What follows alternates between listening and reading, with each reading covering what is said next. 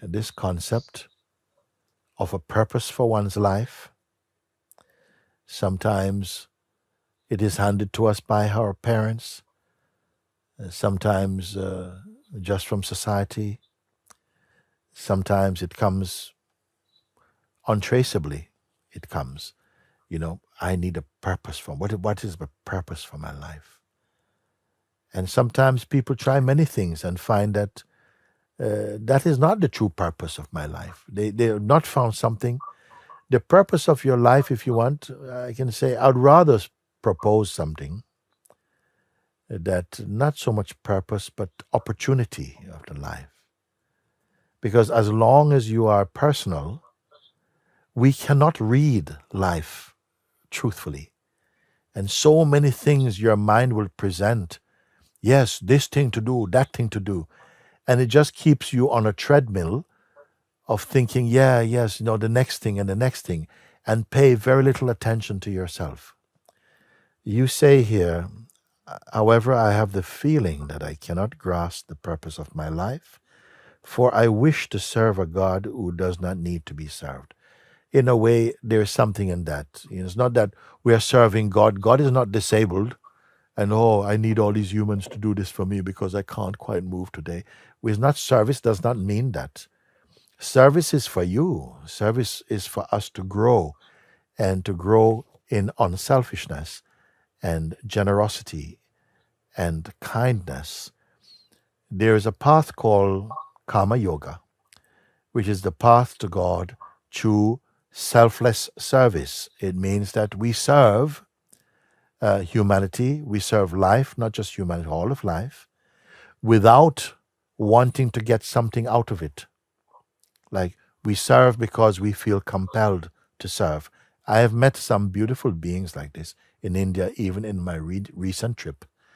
They take a joy in service. So even when some tasks others may see, whoa, but how could you do that? It's so hard carrying all these things up this hill to this place, and they're not doing it like bodybuilders to kind of build up some muscles. They're doing it out of love, and they're like this. It feels like that. They're not doing it to so much, God will be pleased. Some people feel I'm trying to please God. And this is okay. At least it's not trying to please their ego. Or unless they're trying to please an ego that like to feel like it's pleasing God. I don't know. But I can just say that there's something in us that as we become more true, our discernment become much more pure. I wish also to be part of his plan, but also understand that there's nothing to do. So something to do with maybe a kind of Christian orientation, and now discovering more yourself, not as a person who is going to be rewarded by God and find your purpose from that paradigm of looking, but more discovering that you are consciousness. And consciousness is not just the lazy man's way to enlightenment. Consciousness is discovering that actually it's not so much about the doing, but rather to know yourself as the very being itself. And that doing, the activities and actions, are the play of the life force, or the prana. The life force is the animating power of the universe. Maybe this is not easy to understand for many people. So the sense of doing good, okay, let's leave it like that. I do this and I do that for now. We say, I do this thing. But what we see in many cases that this feeling of I often accumulate arrogance and pride, a sense of specialness, or the other extreme of unworthiness, unsuccessful, rejected, and these things. As long as the feeling of I in us takes a personal mode, then we enjoy and suffer the consequences of identifying as an I personally, or the I which is consciousness, which is impersonal. This is why I said earlier, don't make your stand as I in the body-mind field. If your I is placed as consciousness, everything becomes beautiful, more smooth. I will continue this great letter. I wish to be a part of God's plan, but also understand there's nothing to do.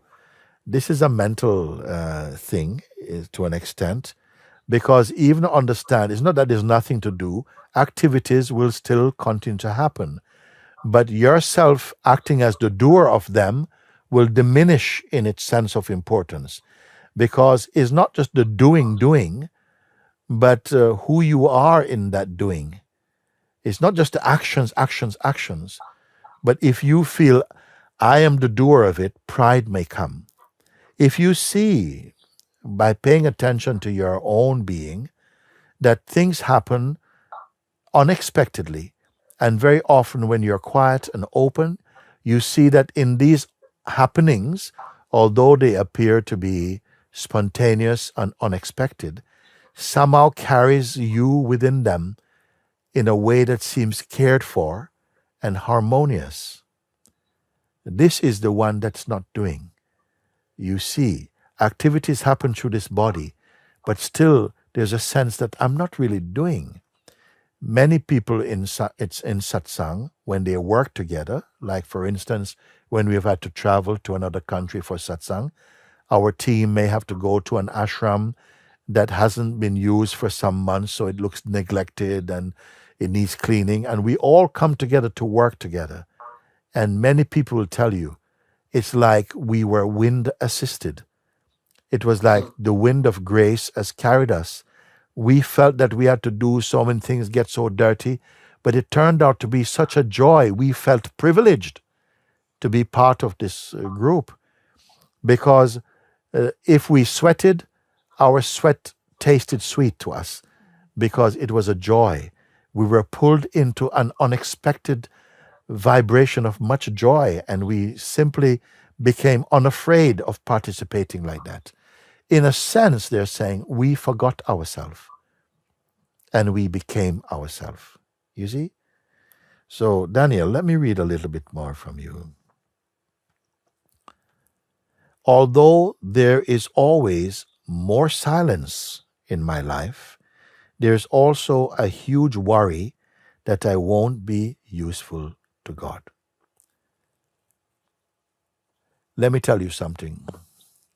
In this play of life, whether you like it or not, you play a role that has been designated to play. Okay? The role in itself, in its outer expression, is one thing, but you are to understand inside your being your true nature. You see, someone can be awake to the fullness of the truth of who they are, and they may continue like before, being a shoe shiner, or a dustman, or a doctor, or a politician. You see, on the outer side, they are doing that, but they have fulfilled their life's opportunity and purpose. They have awakened to the truth. So if there's a God who's going to judge you, he's not going to say, listen, I made you with so much potential, and you just end up working in supermarket. What am I going to do with you? No, that's a very human thing. No, your realization, you see, is what's important, that you wake up to the truth of who you are. That is your work. That is your purpose and your opportunity above all things. Because whatever human beings have done, largely gets forgotten, even by our own self. Let's think of yesterday. Yesterday was just in some way, just like we're sitting now, and I can look at you, or you can look at me. You're sitting here, you're aware of your sense of presence and all of this now. Yesterday had the same quality of perceiving. It was rich, it was in the moment, it was the pulse of life was very exact in each moment, like that. But it is gone. It is gone. I cannot reach back and take a sample of yesterday and bring it back and show you today. That is the nature of the play of life, of the nature of forms and shape and time. It's continuous flux, okay? And yet there is something here that's not a flux. It is aware of movement, and it's aware of movement by itself being totally still. This is how it is, you see. We have to realize, what is that principle? What is that? That all of life, in all of its most rigorous expression, cannot affect it. A great sage, Sri Nisargadatta Maharaj, he said this thing. He said, I am that principle that witnessed the dissolution of the entire universe, yet I remain untouched. Little man from Mumbai smoking bidis. He's saying this. He's saying this. A giant of spirituality and of realization. It's not so much about what you do, but what you come to realize about yourself and what you are. This satsang, this gathering today, is just for that opportunity. That is the opportunity. You are fulfilling your opportunity and your purpose by being present to check within yourself and to look and to come to the place of such total stillness, such total perfection as I perceive within this body-mind, and know without any doubt that that is the fundamental reality of yourself. And it is not a concept, it is not a philosophy, it's not a religion, it's not even a path even, you see.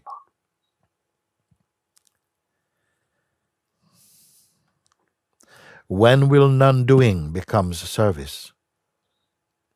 When there's non-doing without a non-doer, the greatest service is rendered. You see?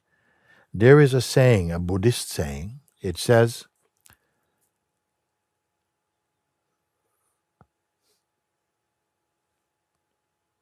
chopping wood. Before enlightenment, chopping wood, and something about water, like fetching water, chopping wood before enlightenment. After enlightenment, fetching water, chopping wood. They said that, I read it. No? But I had it something. It said, before enlightenment, chopping wood and fetching water, same way. After enlightenment, chopping wood and fetching water. But I said, but no wood chopper. No water fetcher. What it means. The identity of being the doer of it was just, it's like giving a natural, universal happening the shape of an individual doer accomplishing it. But it is happening by itself. And it is happening in front of your own presence and consciousness. But when consciousness plays as a human being, it wants the recognition of being a person. I did this. I did this really well. I did this better than you. That's where the false subject comes from, actually. But it doesn't go away so easily. And I'll tell you, don't try to force its leaving. Only try to understand this. And to also not just to understand, but to verify, to prove it. You see, you are experiencing anyway. You cannot go and say, okay, today I've experienced enough. So tomorrow, or yesterday, I've been experiencing so much. Today I'm taking a day off from experiencing. I'm not going to experience anything. You can't stop experiencing. Experiencing is just happening. You're not the doer of experiencing. Experiencing takes place in consciousness, witnessed in consciousness. Who is this witness? You are here. Give this a chance, because I feel that we have been too deeply impregnated with this concept of being a doer. And the doer idea in us makes us largely over-responsible, not responsible, pride, arrogance, all of these things came in with it. When will non-doing becomes service? How can I serve even before completing my task of realizing my true nature? Realize the task. I wouldn't putting a task of realizing. I say the opportunity and the joy of realizing your true nature. That is, I would put it, the single most important opportunity, the highest realization in the human kingdom is to wake up to the truth of what you are. That's what happened in the case of the Buddha, of the Lord Christ, of Lord Rama, or like this, Sri Ananda Mahima, Papaji, Sri Nisargadatta Maharaj, Sri Ramana Maharishi, so many who has gone before. And same for you. Same for you. These masters, they awakened to the truth of themselves. Some of them became very quiet, some became very active. Doesn't matter. Whatever is your parabdha karma, meaning that whatever this body was brought in to do, the function, it will happen. But it will not affect your realization, you see. And I am so with you on this one. I'm so with you, Daniel. I'm so with you on it, you know? Yeah. Yes. I feel like I have no more control or no more influence over that process of self-realization. And I feel like even when I get fed up with searching, it just goes on by itself, and the moments just come, the realizations, the smaller realizations, and yeah, that inner wisdom All just. of that is the activity of the mind body consciousness. Right now, for everyone who is here, I would just say, just like I'm putting this paper down, this letter down, this beautiful letter down, let's just, for a moment,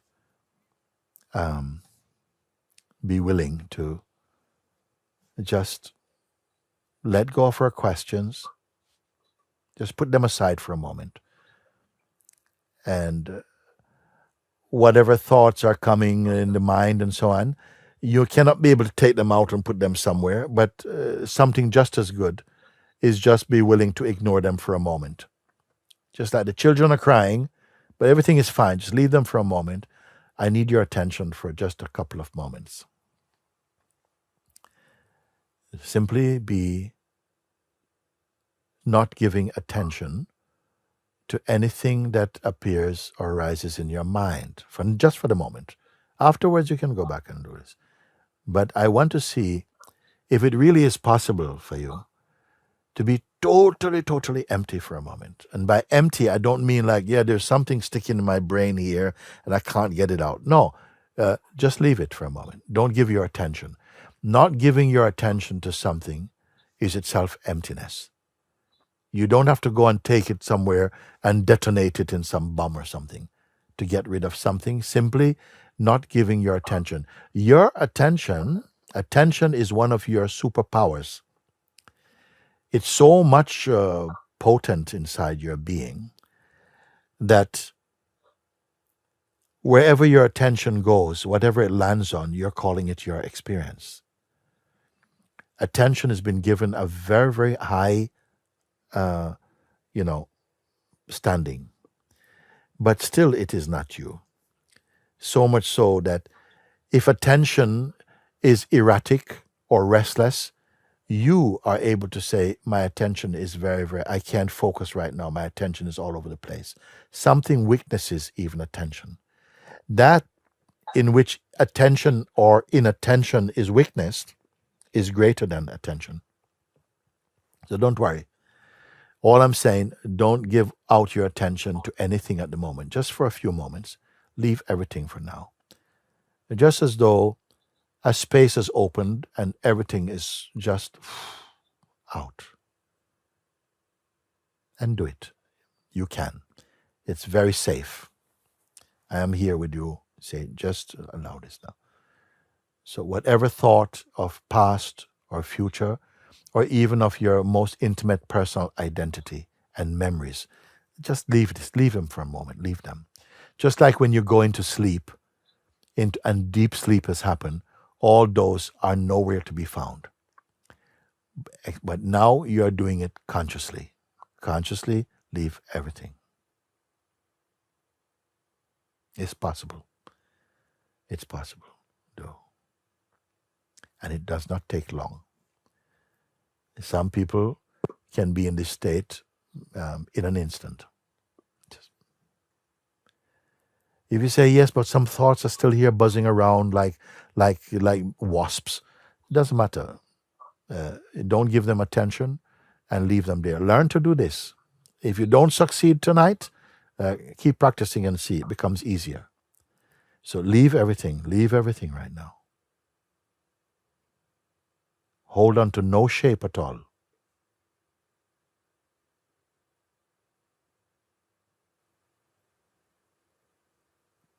If everything that was perceivable was taken away, one by one or all together, so all are gone, as it is now. Are you not here? Yes. Yes. So when I say you, I'm saying that even all your history, your personality, your albums, your relationships, your aspirations, your projections, everything that you could call associated, all that leave aside. There remains something here that cannot be taken out, cannot be removed. Are you aware of this? Yes.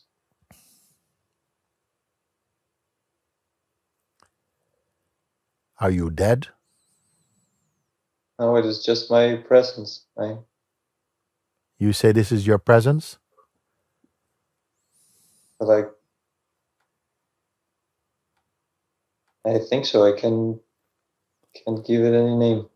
Yes. Don't create. Don't imagine. It needs no help from anyone, including any sense of you.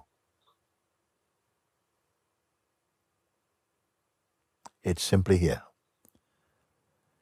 In fact, it's more here than you. It's more here than the you that you consider yourself to be. No imagination, no creative thinking, no time needed. This that you are paying attention to,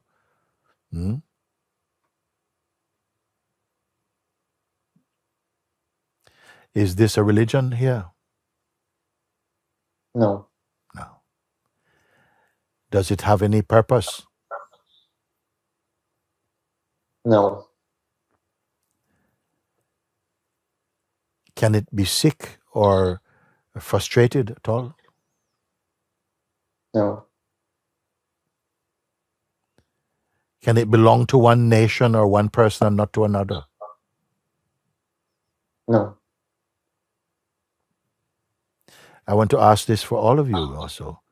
This that is simply here, can it be pushed away? No. Can it fade?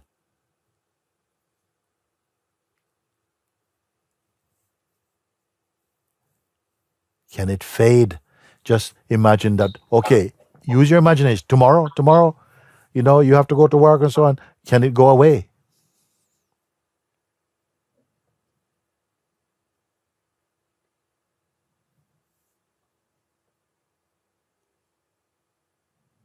Is it a mood?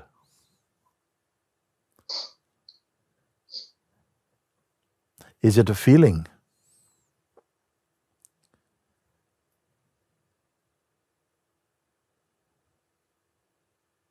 Did you create it?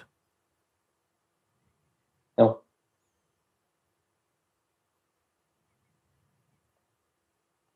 Can it judge? Does it judge anyone?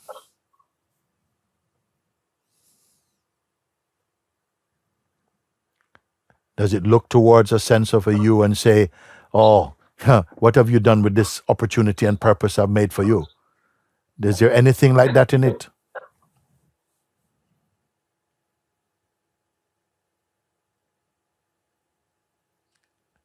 Was it born? Does it have a date of birth? Can it end? Can it die?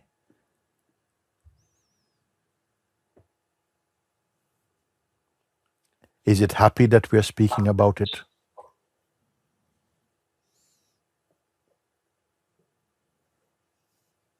I'm just so lost right now. Like, Who is this I that is lost? I cannot find it. You know why you cannot find this I?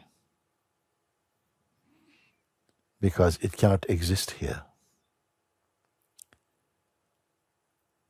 Don't panic. I'm here. Okay? The mind is saying, oh, I'm lost. Oh, where am I? I can't find it. But it's just wind. You're here. This is you too. In fact, this is you, yourself, what you are, not personally. This is you totally, in fact.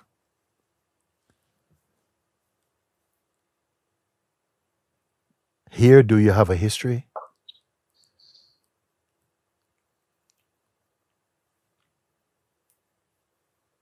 You see, as long as you're holding on to the past or mind or identity, some fear might come here. But if you truly leave them aside, you are finally home. Exactly this is what the Buddha discovered. This is at the heart of Christ consciousness, Krishna consciousness. This is your God self, your consciousness self. It has no history, uncreated, imperishable. Can it suffer from thoughts? Can it have bad days? Look for yourselves, all of you. Is it personal? The person and the personal is highly overrated, imagined. This is your true place. This is the only place that you can say is eternal or timeless, deathless.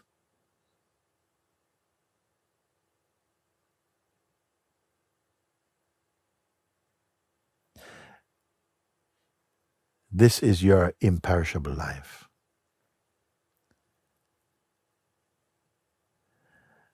Of course, the mind is going to rebel and say, oh, look at that, you're lost, what you going to do? Where's going to be your future now?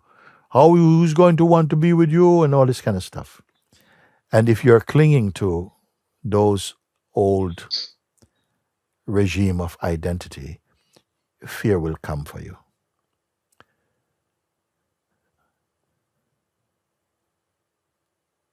You see, although this is my natural state, functioning in the world happens. I can still send an email or speak like I am now. I'll enjoy my meals. I love going to the walk in the forest, speak with friends, and everything is natural for me. But nothing is really sticking. And it need not be sticky. I have a family. I have a son and a daughter. All these things are here with me. You see? But can trouble come? Yes, some things can come like this, but they're so superficial. And none of them stay. Everything that comes goes. This is the nature of things. And that is the nature of shapes. All come, all go. There's nothing bad in that. It is truthful. From the beginning of the play of time, it has been like that. But here that I'm pointing you to, there is no time. We have not really understood. We have brought here sometimes our own concepts, wanting our conceptual identity to have a role here. There's no roles here. Here, there's only the pure bliss of the real. Here, the perfume is love and peace and joy and harmony. Here, when you speak, wisdom comes.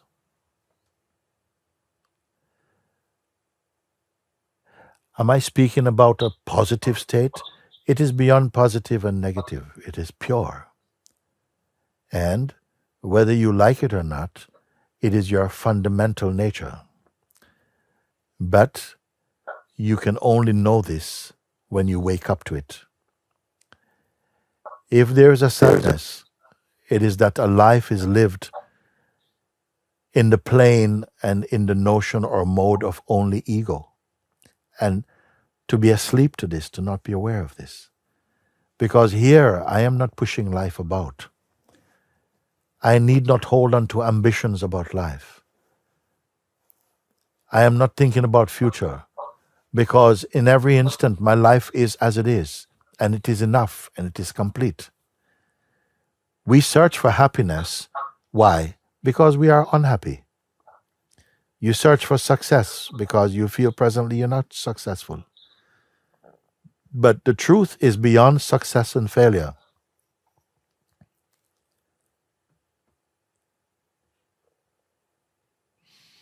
I am at this place.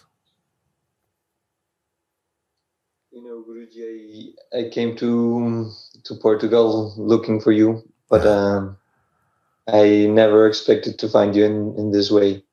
So thank you very much. Very much. I am very happy when I read your letters and I don't see you there. I see you behind it, here with me. I read your letter, no? I read the words of your letter, the words that come also from your mind and from conditioning and culture. I understand these words. I understand them. I understand this life. You see? I'm not an alien to them. I understand them. But I want to introduce you to the one who is before all of this and after all of this, who is always present. That is your true nature. Eternally happy and at peace. Are you capable of feeling sadness and anger? Yes, all these waves can come, but none of them stick. Everything can flow. I don't have the feeling anymore, this should not happen, that could never happen. No, anything can happen. I see it enough times. But what I am is not a happening. What I am just is. And it is not my belief. It's not my philosophy. It's not my religion. It is only myself.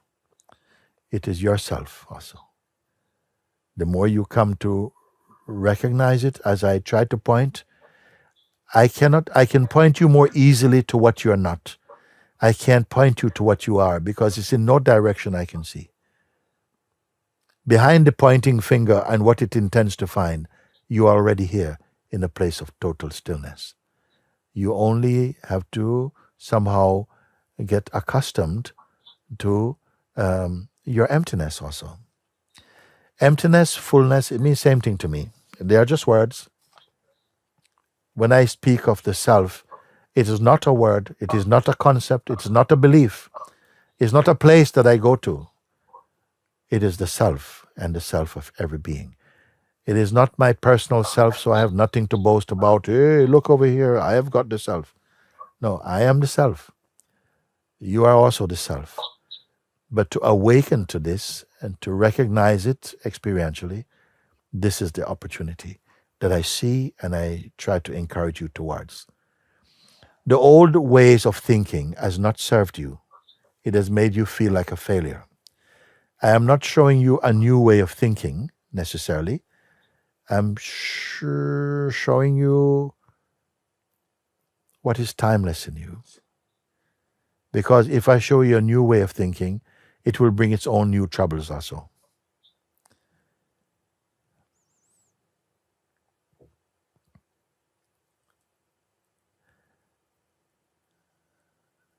I only try to show you where you're totally at rest, totally at peace, totally happy, totally fulfilled. And it's not a personal accomplishment.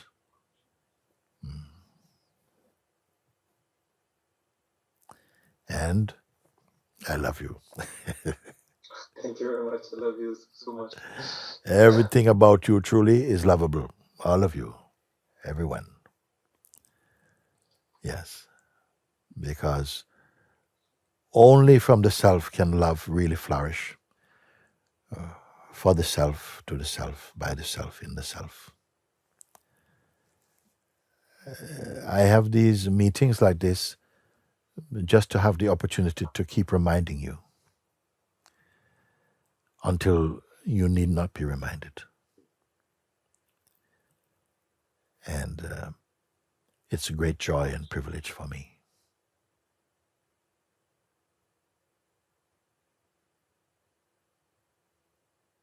Thank you so much.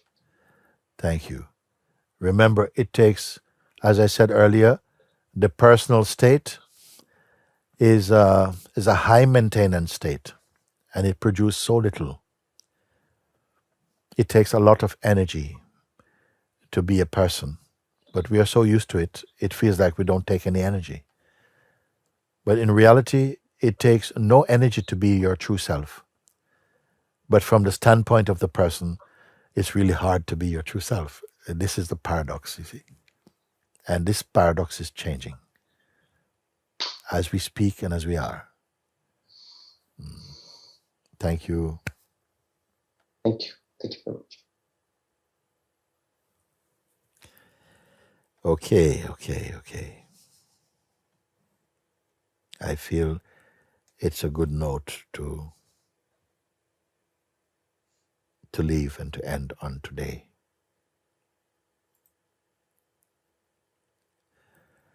This session is coming to a close. My words will stop.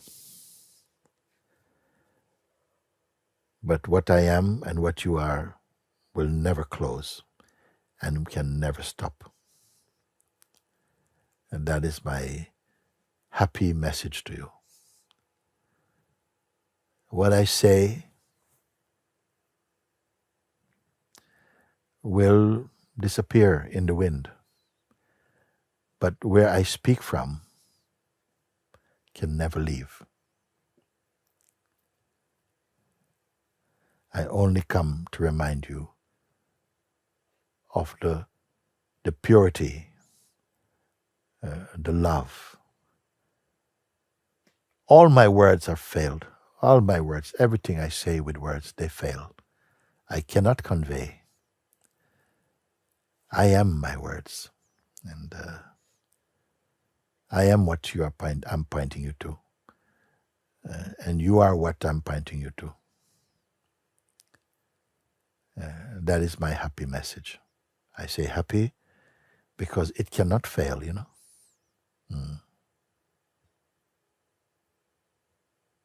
So I would like to take just a few moments to sit quietly with you, if you allow me to do this, before we come to close and to thank you for your attention.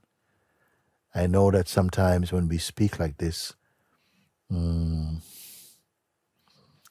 because the mind is present, no? He comes. And to be truthful, the mind has to hear this also. But he rebels while he's in this world and while he's in the shape that you have given him. He will rebel. He is the voice that feels intimate to you, even a part of you.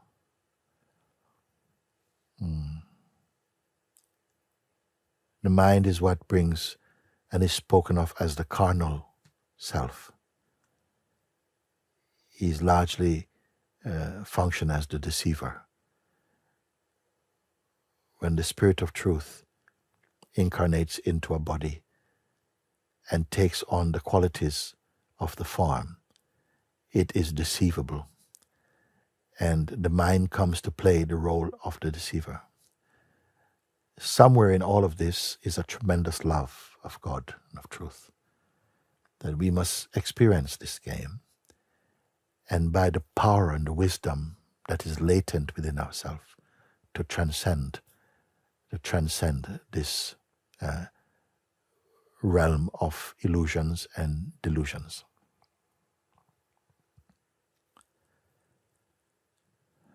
It's only a question of time.